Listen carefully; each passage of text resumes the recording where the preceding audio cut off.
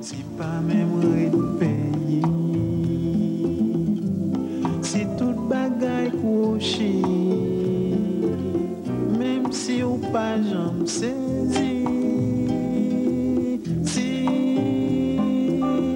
tête mon moins calé, si ma bonne pour oublier,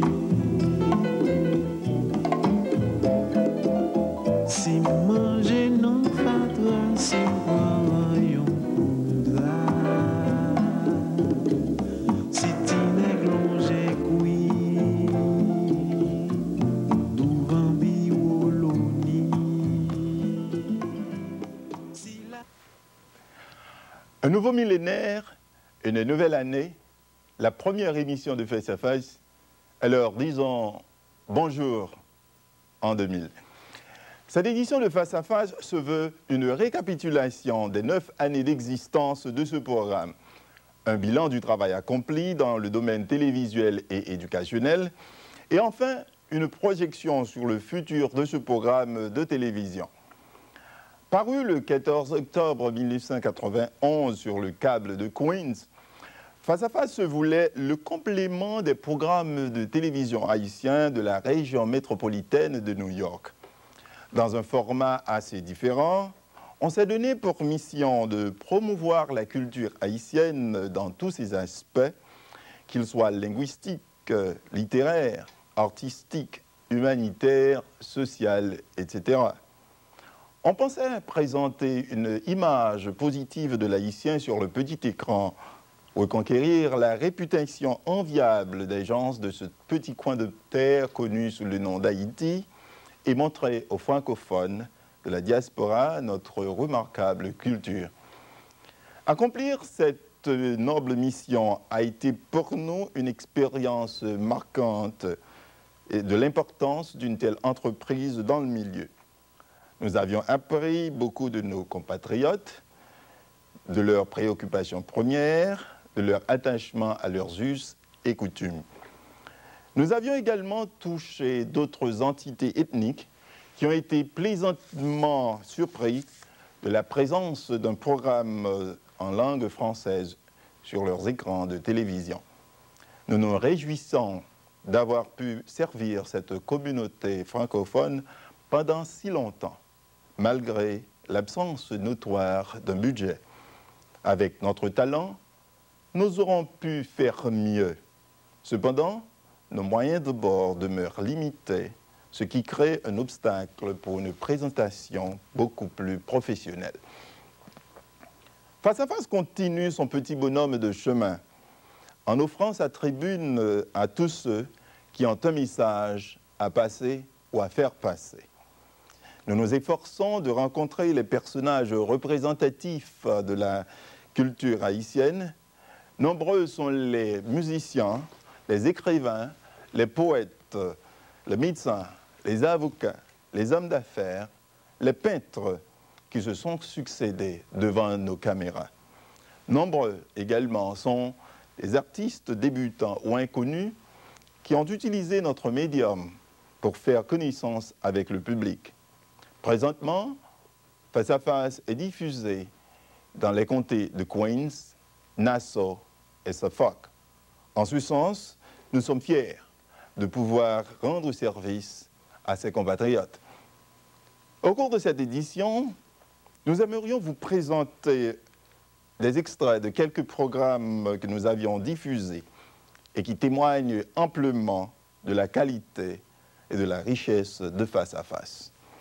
C'est ainsi qu'en 1995, nous avions eu l'opportunité de rencontrer, encore de faire la connaissance d'une jeune aspirante actrice haïtienne du nom de Nadège Auguste.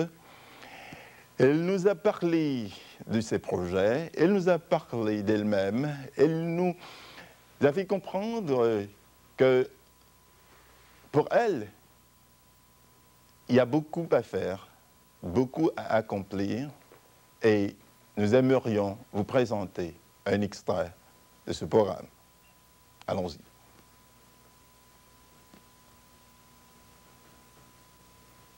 Des valeurs intrinsèques que tu ne veux pas comment dirais-je, méprisés ou encore délaissés, parce qu'il y a une opportunité de se faire connaître.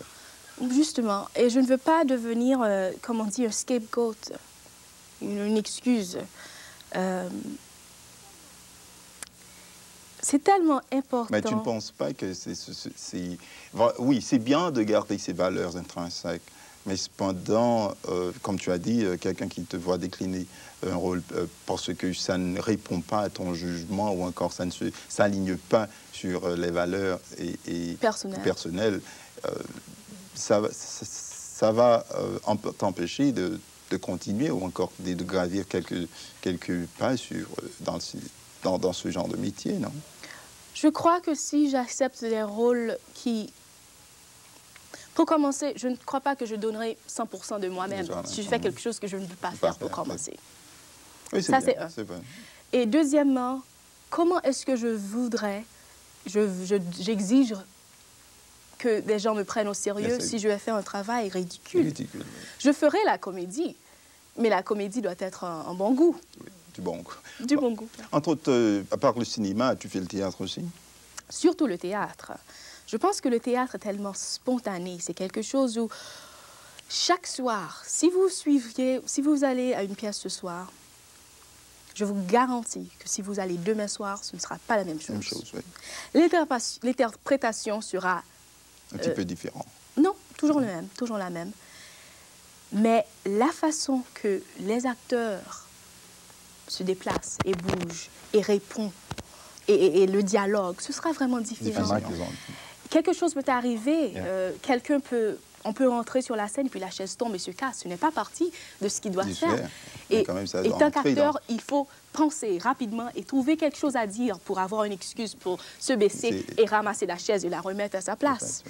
Alors, c'est ce que je trouve fascinant, le fait qu'on doit être capable de penser rapidement, s'être toujours en garde de ce qui se passe, de rester un personnage, mais quand même un personnage qui doit représenter une vie.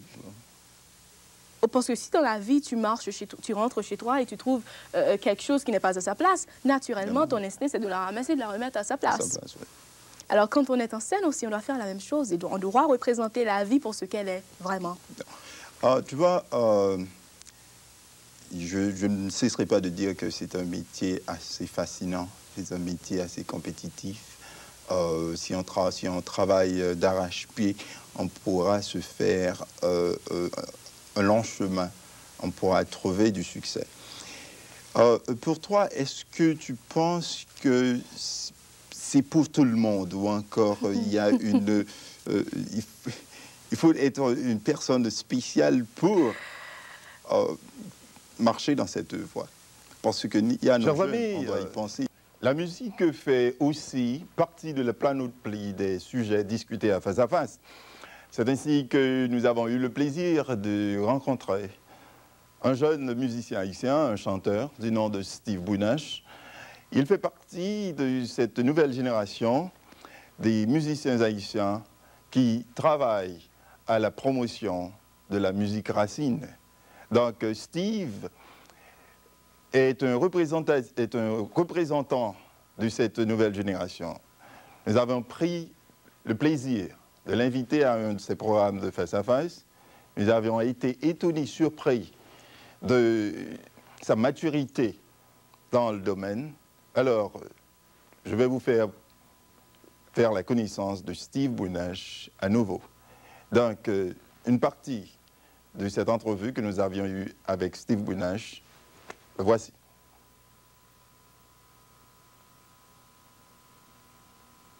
Parce que je viens du pays, et le pays d'où je viens m'a en quelque sorte mise en situation.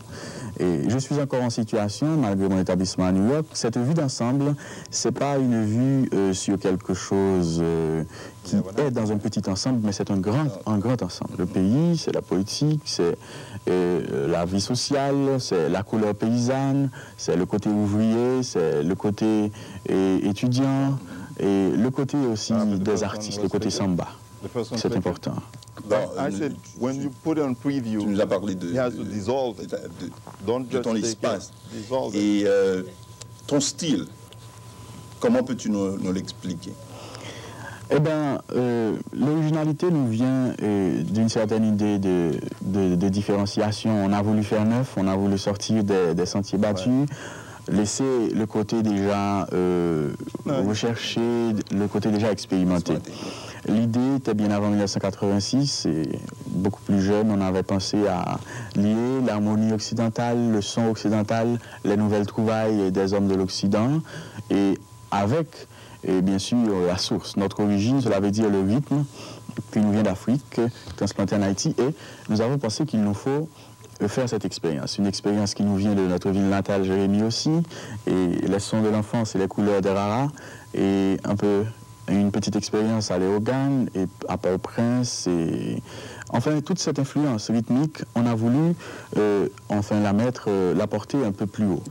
Avec, bien sûr, la complicité des instruments qui nous viennent des pays étrangers. Et le rythme est là, mais c'est surtout un rapport populaire. Un rapport populaire, celui qui fut toujours un troubadour, qui reste un troubadour, et un sérénadier, et avec sa guitare seule. Et puis le rapport groupe, le côté rythmique, plusieurs tambours, la batterie vaudou, avec bien sûr l'appréciation de certains autres instruments, je veux dire. Tu te retrouves dans cette nouvelle génération de musiciens haïtiens, mais qu'est-ce qui est à la base de cette poussée nouvelle dans la musique, à savoir on va dans le bercail musical pour puiser certaines inspirations et reprendre certaines couleurs, faire résonner la musique de notre folklore ou encore les sons de notre folklore. Qu'est-ce qu'il y a à la base de tout ça? Cette tendance n'est pas uniquement une tendance purement haïtienne, elle n'est pas non plus caribéenne, c'est une tendance mondiale et celle de vouloir retrouver sa source. Chers amis, c'était Steve Brunache, une partie de cette entrevue que nous avions eue avec lui à Face à Face. Également, nous avons eu le plaisir de parler à un jeune troubadour. Vous savez que la chanson troubadour, ça fait partie intégrante du folklore musical haïtien. C'était Bito Vaoba.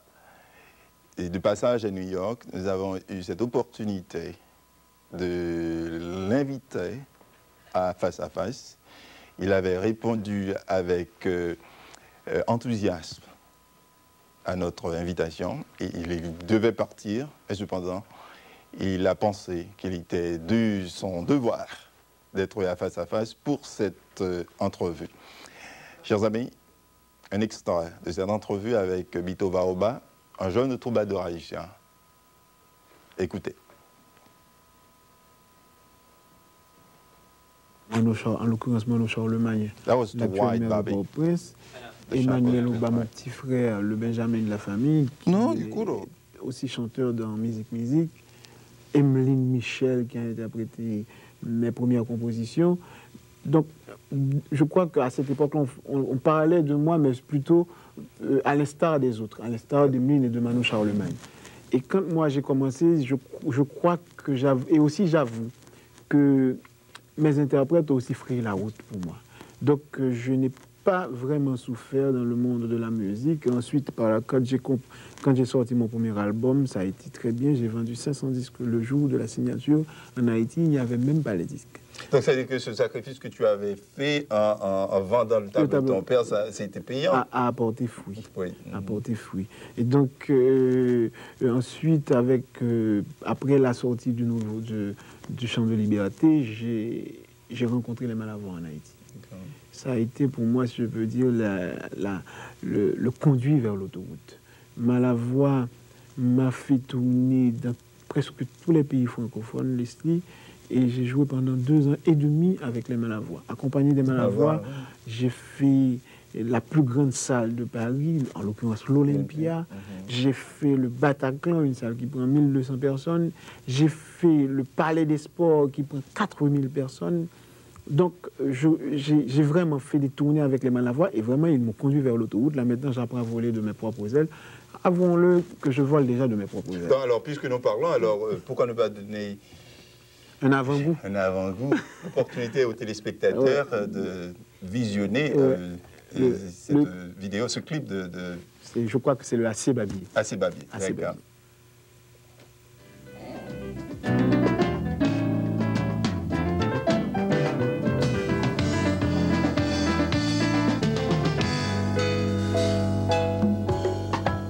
Nous refusons promène fourrel en pat. Pourtant nous dit c'est pour lui n'a travail. Nous refusons peuple à revendiquer. Pourtant nous dit c'est pour lui n'a travail. Nous pas, nous pas, nous pas, nous pas, mais nous pas, nous pas, nous pas, nous pas. C'est papier, tu peux changer, on peut pouvoir, on fait la loi. Sauter ça, après puis parler français, c'est composé, puis pays n'a enfoncé, enveloppé. Nous refusons promène fourrel dans pato. Pourtant, mais gros bloc ben, c'est peine à nous refusons promène fourrel dans pato. Pourtant, mais gros bloc ben, c'est peine à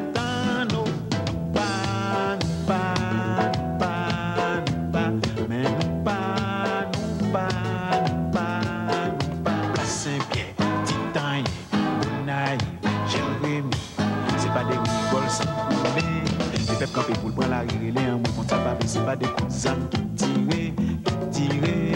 nous refusons peuple à revendiquer pourtant nous dit c'est pour les nap travail nous refusons peuple à revendiquer pourtant nous dit c'est pour les nap travail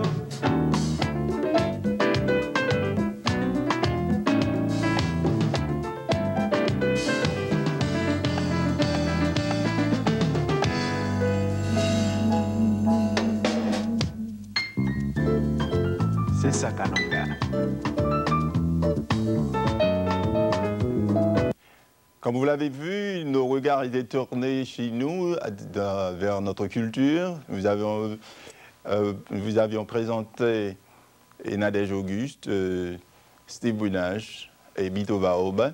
Cependant, nous avions pensé qu'il était de notre devoir aussi de jeter un coup d'œil sur nos racines ancestrales. C'est pourquoi nous avons été jusqu'au Bénin et pour inviter l'ambassadeur du Bénin à venir à Face, nous parler des relations ancestrales entre le Bénin et Haïti, des projets et de visites qui ont été entamés entre les communautés haïtiennes et béninoises. Donc, c'était un plaisir pour nous de recevoir l'ambassadeur Fassassi et qui a eu le plaisir d'être en notre compagnie à face. Nous continuons de le remercier parce que ce n'est pas aussi facile de faire venir une personnalité de son acabit à un programme de télévision. Donc, nous disons merci encore à l'ambassadeur Fassassi. Donc, chers amis, une partie de cette entrevue que nous avons eue avec l'ambassadeur représentant du Bénin à l'ONU, M. Fassassi.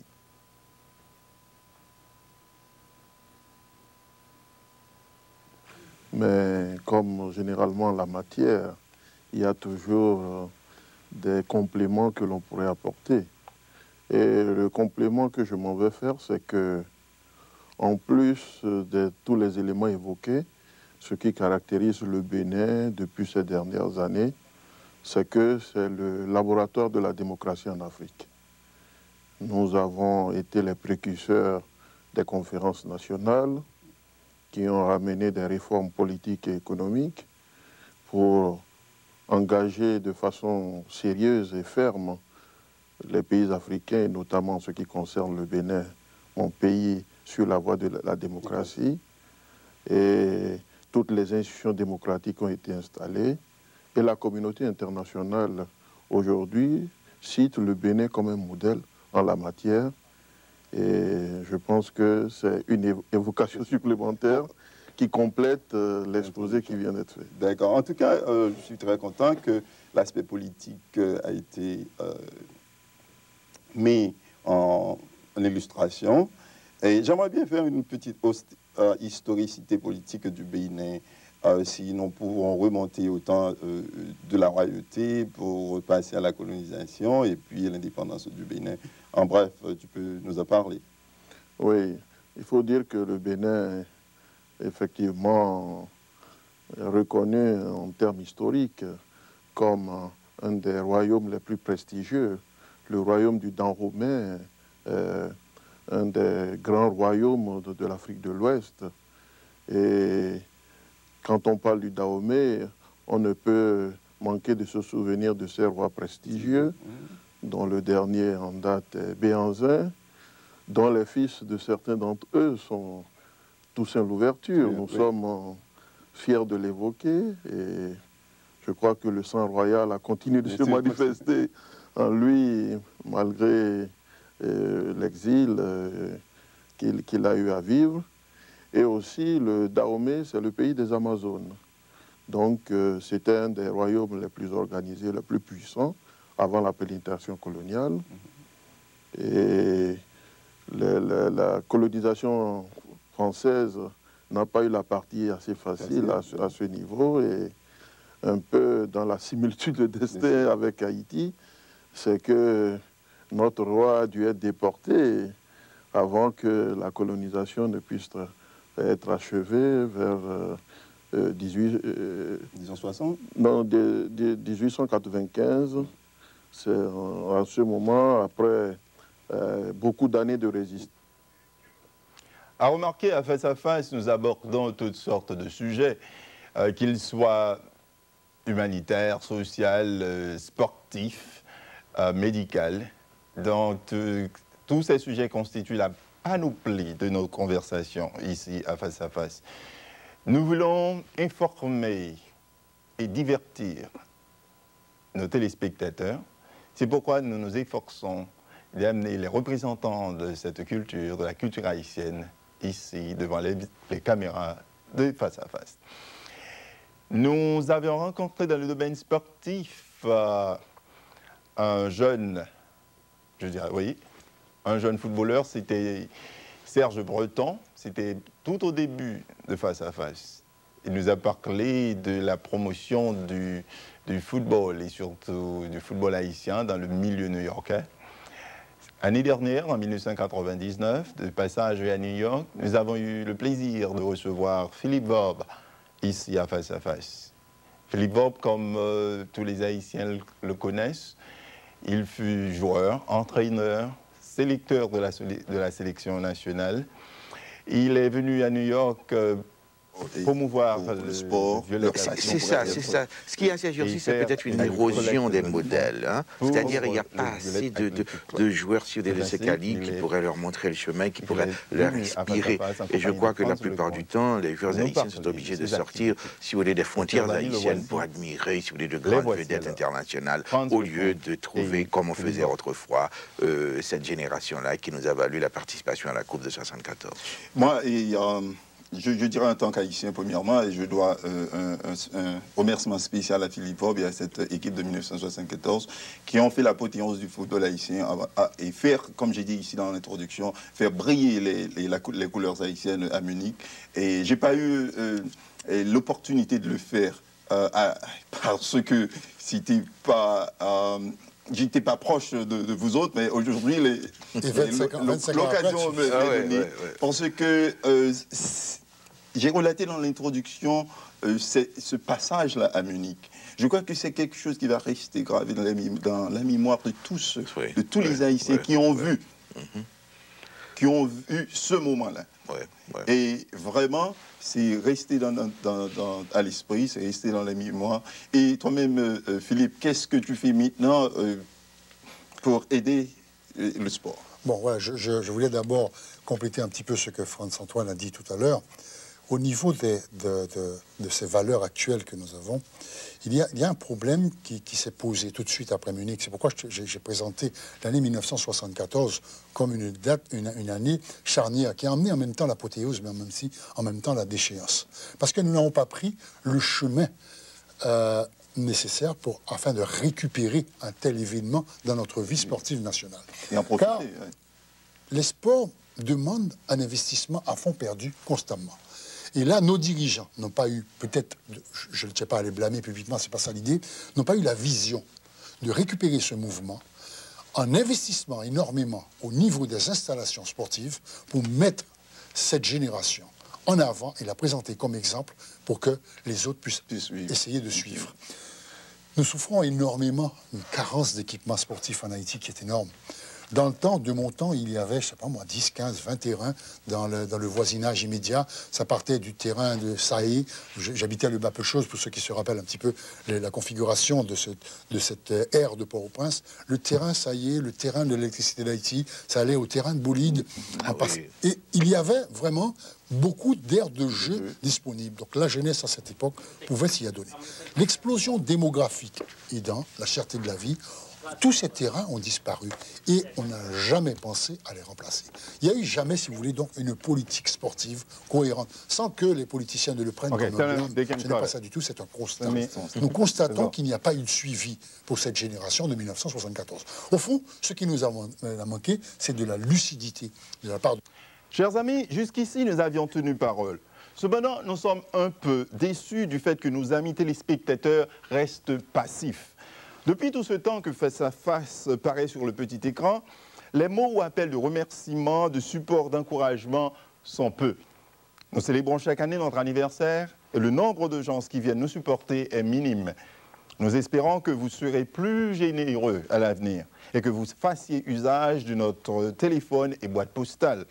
De plus, nous aimerions conduire un sondage sur le nombre de nos téléspectateurs. Envoyez-nous une carte postale à notre adresse indiquant votre nom, adresse et téléphone et la date au cours de laquelle vous avez vu ce programme. Nous ne conclurions pas ce programme sans adresser un mot de remerciement à notre équipe technique qui aide volontairement à produire Face à Face. Nous leur sommes éternellement reconnaissants. Nous voulons citer Walline Fodley, Robert Handel, Fabienne Gauvin, Dominique Nunez, Franck Pluviose Jr., Patrick Ulysse, Franz Pierre et Gary Sanon. Donc, ce sont des gens qui viennent à chaque production de Face à Face nous donner leur temps librement. Nous leur disons merci. Donc, chers amis, pour conclure le programme d'aujourd'hui, nous allons vous présenter un extrait d'un programme que nous avons eu avec un jeune athlète haïtien. Il s'agit de Nathaniel Séjour. Et il a fait une performance de karaté. Et sur ce, nous vous disons merci de nous avoir reçus dans votre foyer. Et à la prochaine. Suivez Face à Face. Nous aurons d'autres sujets intéressants à vous apporter. C'était Leslie Saint-Denis, au nom de toute l'équipe de Face à Face.